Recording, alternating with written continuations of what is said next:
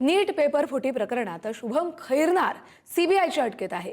नाशिक पोलिसांनी ताबा घेत सीबीआयचं पथक मध्यरात्री मुंबईकडे रवाना झालंय। रात्री उशिरापर्यंत सीबीआयकडून प्राथमिक चौकशीची फेरी पार पडली। पेपर फुटी रॅकेटमधील भूमिकेवर राष्ट्रीय तपास यंत्रणेनेही फोकस केलाय। नाशिक कनेक्शनमुळे या तपासाला आता नवे धागेदोरे सापडत आहेत। स्थानिक तपासानंतर आता सीबीआयकडून देशव्यापी लिंकचा शोधही सुरू होतोय। शुभम खैरनारच्या चौकशीतून मोठे खुलासेही होऊ शकतात। तर नीट घोटाळ्याचा तपास आता एका निर्णायक टप्प्याच्या दिशेने सुरू झालाय।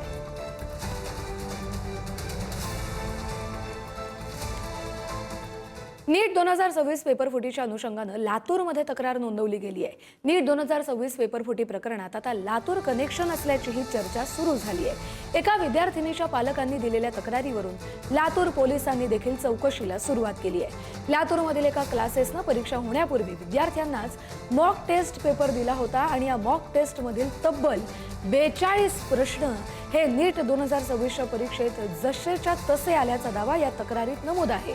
नीट परीक्षा पेपरफुटीमुळे सरकारनं परीक्षा रद्द केली आहे आणि त्या अनुषंगानं लातूर इथल्या क्लासेसचा या पेपरफुटीच्या प्रकरणामध्ये समावेश असल्याची शक्यता आता तक्रारीत नमूद आहे।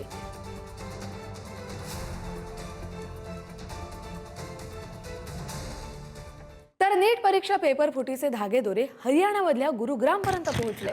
खेडा खुरमपूर गावातून यश नावाचा तरुण ताब्यात घेतला गेलाय। पेपरफुटीचा कट रचण्यामागे तो मुख्य सूत्रधार असल्याचा संशय आहे। यश MBBSचं शिक्षण घेत असल्याची माहिती मिळते। तर गुरुग्राम गुन्हे शाखा आणि राजस्थान पोलीस यांनी ही संयुक्त कारवाई केली आहे। आतापर्यंत 45 पेक्षा जास्त व्यक्ती या सगळ्या प्रकरणात ताब्यात आहेत।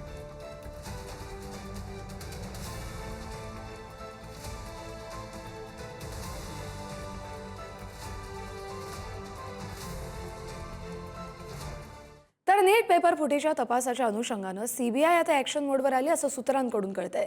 सीबीआयच्या पथकाने जयपूरसह अनेक ठिकाणी भेटी दिलेल्या आहेत। सीबीआय जयपूर SOGने दिलेल्या कागदपत्रांची आता पडताळणी देखील करणार आहे। ताब्यात घेतलेल्या व्यक्तींचा नेमका रोल काय होता याचीही चौकशी होईल आणि त्यानंतर सीबीआय तपासाच्या पुढच्या टप्प्यांची कारवाई केली जाईल।